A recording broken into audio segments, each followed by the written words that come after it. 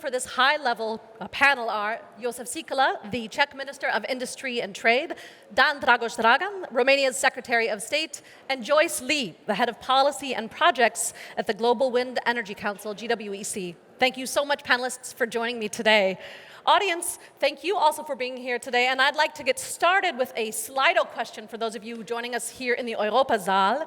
Up on the screens on both sides, you're going to see a QR code. If you've been here, here it is. Go ahead and scan that with your device. Make sure you then choose Europasaal, and you'll be faced with the following question. Panelists, I'll ask you to have an eye on this as well. We might get a chance to talk about this later in our session. In your opinion, what is the most effective strategy to address the shortage of skilled labor in the renewable energy sector? I've got a bunch of choices I'm going to read out. You can choose one or more. A, targeted education and training programs. B, closer collaboration between education and industry. C, investment in research and development. D, diversity and inclusion strategies and recruitment. E, international collaboration for skill sharing. F, financial incentives for renewable energy education. And increasing the acceptance of renewable energy. Go ahead and choose one or more of those. We'll come back to the results of that poll in just a little bit, but right now I'd like to get started on stage. We have about 30 minutes in total, so I want to get right to our questions. Panelists, for this first round, I'm going to ask you to keep your responses to 2 minutes each. I'd like to start with you, Minister Sikala. Considering the urgent need to address skill shortages in the renewable energy sector, especially in regions undergoing structural changes like in the Czech Republic, what comprehensive approaches do you propose to reskill and upskill the workforce to meet the demands of the evolving green job market? Well, when talking about solutions to the shortage of skilled workers in the renewable energy sector, there is a need for an open and inclusive education system that provides skills relevant to the needs of the transition to a green economy, and especially in regions undergoing structural change, such as the Czech Republic. And our important national tool for addressing the skills shortage in the renewable energy and energy sector is a national qualifications framework under which new professional qualifications can be certified, meaning new green qualifications such as energy consultant, energy meter installer, photovoltaic system installer, heat pump and shallow geothermal systems installer, like electric vehicle charging stations installer, etc. To be more specific, the Czech Ministry of Education, Youth and Sports has launched a call under the Recovery and Resilience Plan with the aim to adapt school curricula towards green skills and sustainability in the universities. This is a part of the reform that should set conditions in the higher education environment which will support an increase in the number of highly skilled workers. And all programs revised or developed under these measures will promote green skills and have clearly defined learning outcomes, also in the areas of sustainability, climate change, environmental protection, biodiversity. And just to give you a rough feeling, the total allocation for this call is around euro 960 million. Fantastic. Thank you very much, Minister Sikala. Mr. Dragan, I'd like to move to you.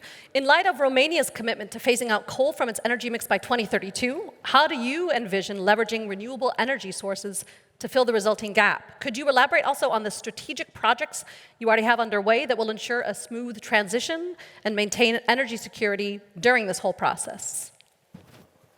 Yes, thank you very much for an interesting question. Yes, that's true. Romania, like any other European countries, it's firm committed to reach the 2050 carbon neutrality.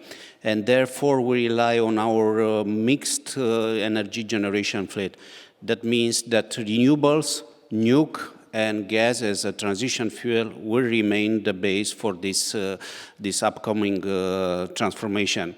It is clear that we have to look and diversify our sources. This is very, very important. And on this way, it's very, very important not just to depend on one area, to have one dependency. This is very, very important. And based on the latest development, we have seen what happened in 2022. On these aspects, Romania is fully committed in this direction to increase their generation fleet of renewables with additional up to 10 gigawatt by 2030. Based on this, we have a decarbonization law in progress. That means, but by 2030, we'll have no fossil generation facilities working. And of course, all these have to be sustained by the investment. And this investment will gonna come through two main instruments. One is Recovery and Resilience Plan, where we have signed already contract under implementation of 1.7 gigawatt on renewables, mostly on solar and offshore and wind onshore, and the Modernization Fund, where we allocated the amount of around 2 billion euro just for developing new generation facilities. Of course, reinforcement of the grid is very important in order to be able to increase the acceptance from the security issues of new renewable dispersed generation facilities. And here, for the TCO and DCOs are already allocating contract under implementation of almost 2 billion euro. Of course, balancing of the grid is very important, and that's why new CCGTs, hydrogen-ready, will be commissioned and are under construction. And all this fact will be able to provide the security not just in terms of national grid, but also in the area. We have to take care of future security needs and also needs of new, more renewable energy, which will allow us to produce also green hydrogen and to be able to become and to succeed with the carbonization process in progress. Thank you very much. We're going to have a chance to come back and talk to you a bit more about some specific things you're working on. But right now, I'd like to go to Joyce Lee. Drawing from your expertise in managing policy positions for the global wind industry, what innovative solutions do you suggest for empowering career starters and career changers in the renewable energy sector, especially concerning the evolving needs of the industry and the importance of building a diverse workforce? Great. Thanks so much, Jennifer, and glad to join to provide the industry perspective. So when we look at growth opportunities for renewables value chains, we often couch the opportunities in terms of production capacity. So you hear a lot about the output of wind turbines, or you hear about reshoring manufacturing jobs for solar wafers. And I think there's a lack of attention paid to the human component, which is the very critical part of the energy transition. And it's also, from the sector perspective, at the heart of the economic proposition that the sector is bringing to communities and the public around the world to ensure that we can grow and expand into new spaces and domains on land and at sea. So I want to make 3 quick points in the 2-minute time frame I have on this human component. Looking at the segments of the value chain, manufacturing is the most labor-intensive, at least for wind. So the most jobs, the most FTE are in the manufacturing segment. But one point I want to make is around the diversity of skills required for the full value chain, so to develop, to deploy, and then to decommission projects. And in the wind sector, it's around 60% for onshore wind, and we have good onshore wind pipelines in both Czechia and Romania, as well as about half of the offshore wind sector that actually requires minimal formal training for workers. So that leaves pathways open for workers like youth or trained apprenticeships to fill those gaps. When it comes to STEM qualifications, science, technology, engineering, and mathematics qualifications, it's about 1/3 of the onshore wind workforce and just 1/5 of the offshore wind workforce that would require this kind of qualification. And we also need, about 5% of the workforce needs professional services. So looking at jobs like lawyers, marketing professionals, regulation experts who can safely and efficiently deploy these projects. My second point is around attractiveness. We are in competition for talent, and I think this is where the public sector can play a big role in partnership with industry to make sure that there's campaigning and a strong, positive public face for bringing workers into the renewable sector. And we have a lot to say about it. I mean, we're on the front lines of change. We're contributing to a better world, but we have to, be noisy about that because we are competing with big tech, with aviation, with telecommunications, and of course with the fossil fuel sector, the conventional sector. And the third point I want to make is around DEI. So looping this around from diversity of skills to diversity, equity, and inclusion factors to build a workforce. It's about less than 1/3 of the renewables workforce currently at global level is comprised of women. And of course, there's different dimensions of diversity, but one of the greatest inequities we have in the sector is for gender. So focusing on this, there's many reasons for this, depending on your context, access to education, sociocultural norms, and so on. But we know what the tools are to improve the situation. So looking at mentorships, normalizing women leadership, looking at improving workplace conditions, workplace culture, and ensuring that there are targeted recruitment programs to make sure women are brought into STEM programs in academia at an early age so that they can come and fill the roles in the growing renewable sector. So I think these 3 points, making sure we have fair representation, enlightening the public about the diversity of skills required, and then ensuring that we are seen as an attractive place to base a career would go a long way to growing the workforce. Thank you very much, Joyce Lee. Our second round of questions is going to actually look at diversity and inclusion in the workforce. But before we get to that, I would like to take a look, if we have those Slido results, to see what the audience here in the Europazaal thinks is the most effective strategy to address the shortage of skilled labor in the renewable energy sector. We'll wait a second for those results to be brought up. And here we go. Let's see, we have had 31 participants. Do we have a list of perhaps how that looks, how our audience responded? Here we go. So 61% of you said targeted education and training programs. I see my panelists here nodding along. Closer collaboration between education and industry, said 48% of you. 39% said international collaboration for skill sharing. Diversity and inclusion strategies in recruitment, 35%. Like I said, we're going to come right back to that in a second. Financial incentives for renewable energy education at 29%. And 13% said investment in research and development. So let's go right into this second round of questions. Looking at diversity and inclusion in the energy sector. Because we are, of course, always a little short on time, I'll ask you to keep your responses this time really to 2 minutes. Minister Sikala, to promote diversity and inclusion in the energy sector, particularly when it comes to women, to marginalized groups, how can education initiatives in the Czech Republic be aligned to address skill shortages and facilitate a just transition in the context of ongoing structural changes in the renewable energy and efficiency sector? Well, I'm starting the 2 minutes now. Could you grab your, thank you. Thank you. Well, also in the field of renewable energy and energy efficiency, educational initiatives must be inclusive, diverse. Approaches that can help address skills shortages and facilitate a fair transition include inclusive initial education that takes into account the individual needs and specificities of each student and aims to reduce educational inequalities. This includes women and marginalized groups.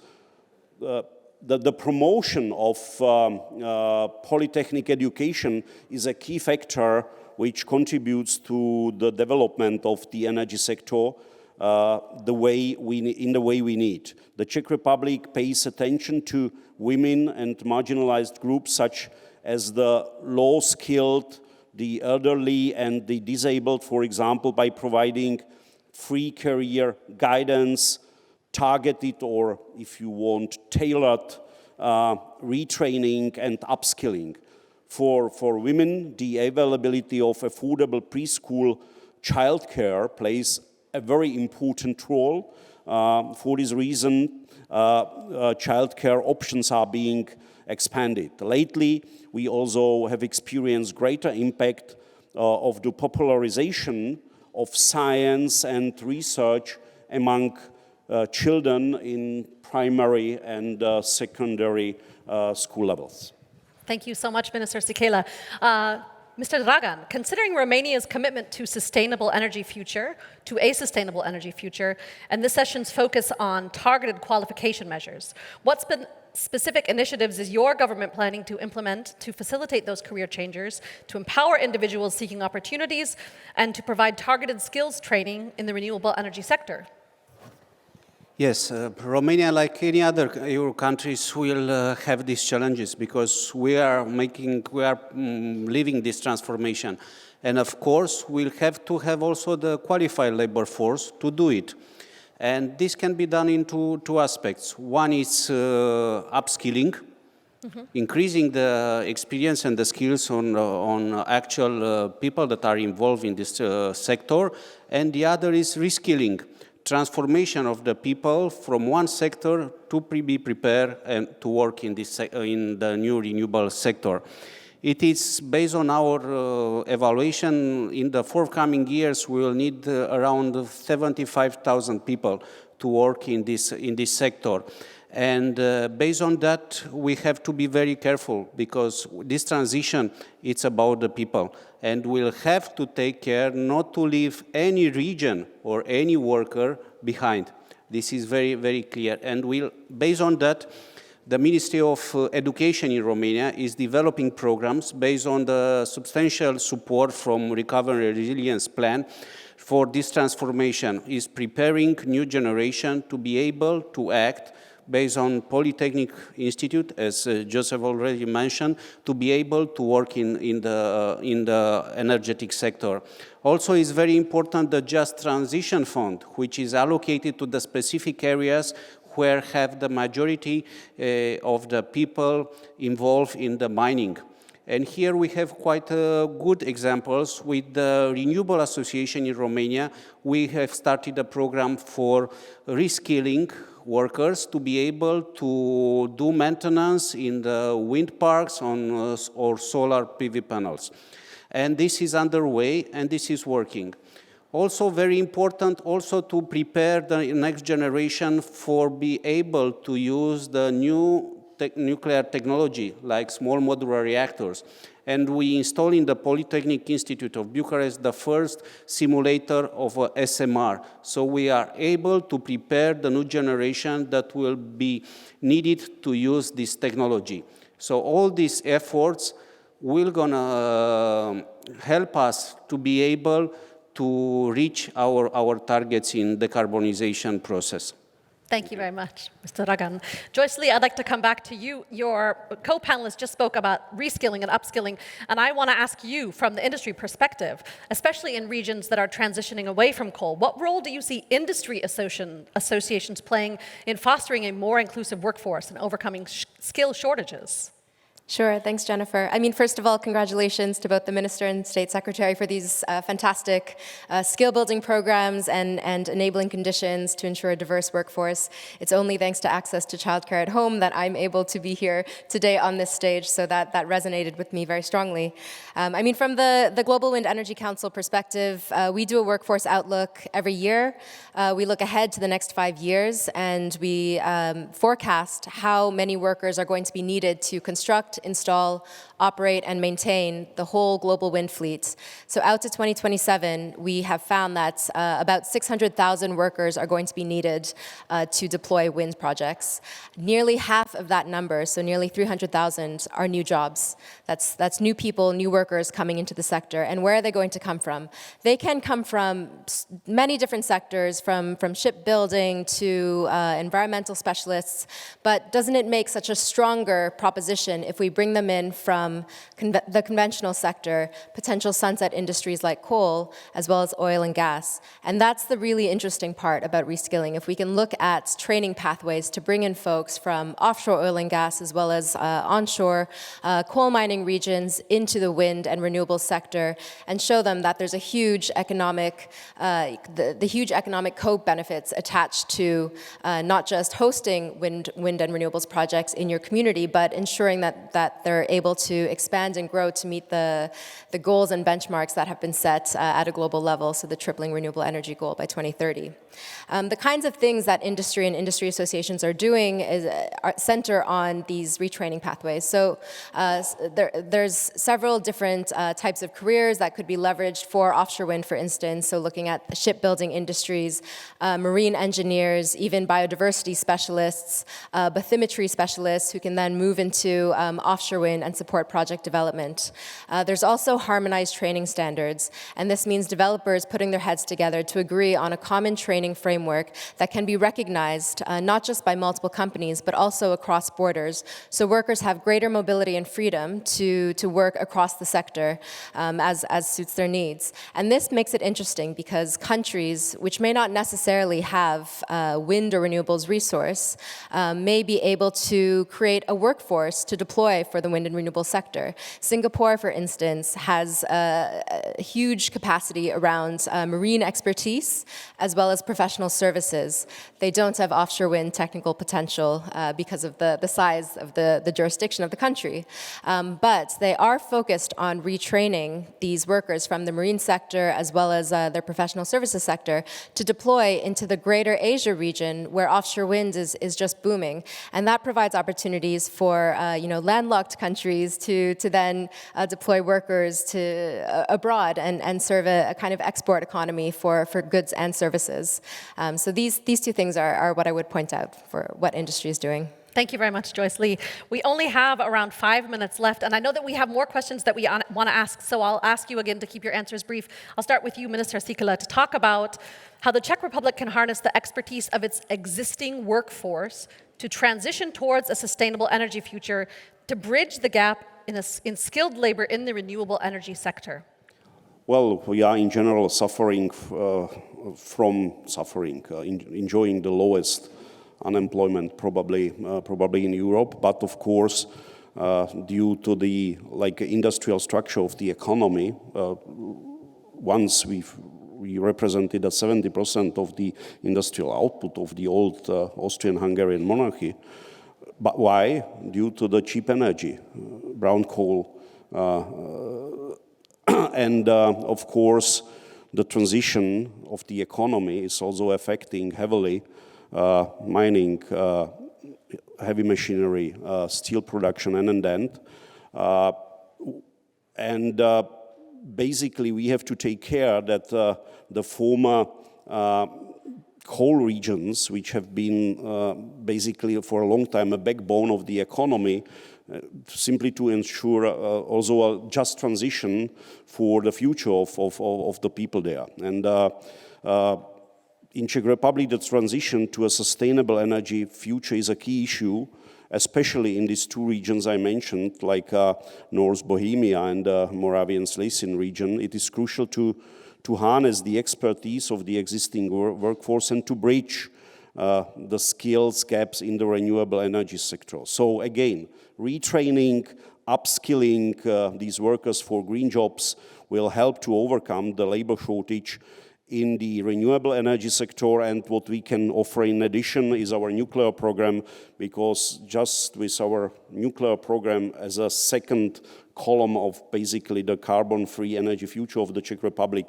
we will need up to 10,000 new talents in this area, and this is basically the way how to solve this issue in the structural impacted regions. Thank you very much, Minister Sikala. I want to pick up a little bit on what you were talking about, because you talked about these coal miners that you have, and we have to reskill, we have to get them new jobs, but as we do that, we have to assure them that this is okay. And I want to ask you, Mr. Dragan, how do we do this? Specific things that you're looking at in Romania when it comes to job security and sort of the overall societal acceptance of these sorts of changes that we're going about? any change is not easy to be accepted, you know, in any country, any organization. That's true. But as I already mentioned, we have at our disposal significant instruments, also the instruments, the money to do it this. This is very, very important.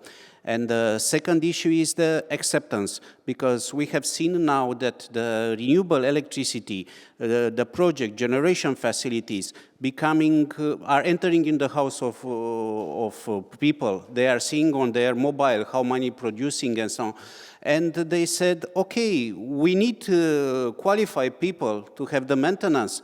We need to accept all the people to give a chance for everybody, because this transition is to be a fair one. This is very, very, very important.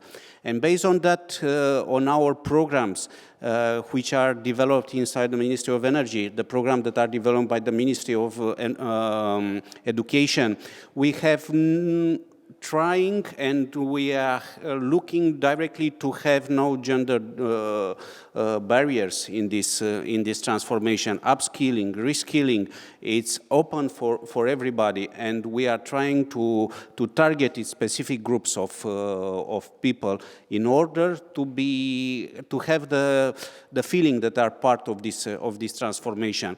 And also based on the actual legislation or collective labor contract, we give incentives in this respect to be able that all the people without any discrimination to take part on this and to have opportunity to reform and to upskilling their capabilities. Thank you so much, Mr. Dragan. Joyce Lee, I want to give you the last word. We are really out of time, but I think it's important from the industry perspective. I'd like to hear your final thoughts about acceptance. Yeah, I mean, I think this needs to become a kind of virtuous loop where we ensure that the renewable sector is responding to the very real economic dislocation and labor disruption that it will motivate, it will cause in communities around the world as it expands, especially if we're looking at scaling up to the pace of change that's being called for at the highest levels of COP and so forth. So making this part of our value that we bring in, it's not just about fighting climate change, it's not just about reducing emissions, but it's about creating economic productivity, it's about creating a new basis for green growth that can create new services, new skills and competencies, and potentially, rich value in terms of exports and goods and services.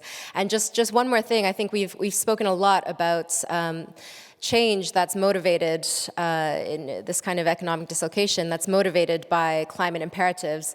There's another factor here which we don't have time to get into, unfortunately, but it's change that's motivated by the current industrial era that we're in. It's change that's motivated by digital technologies, by automation, by robotics and AI, and what is our response as a renewable sector to this kind of disruption, to the jobs that are going to be needed and the jobs that are going to be left behind by this new era. I would love to have an entire panel next year all about what you're talking about, AI. Unfortunately, we have reached the end of our panel today on empowering tomorrow, overcoming structural changes and skill shortages in the energy transition.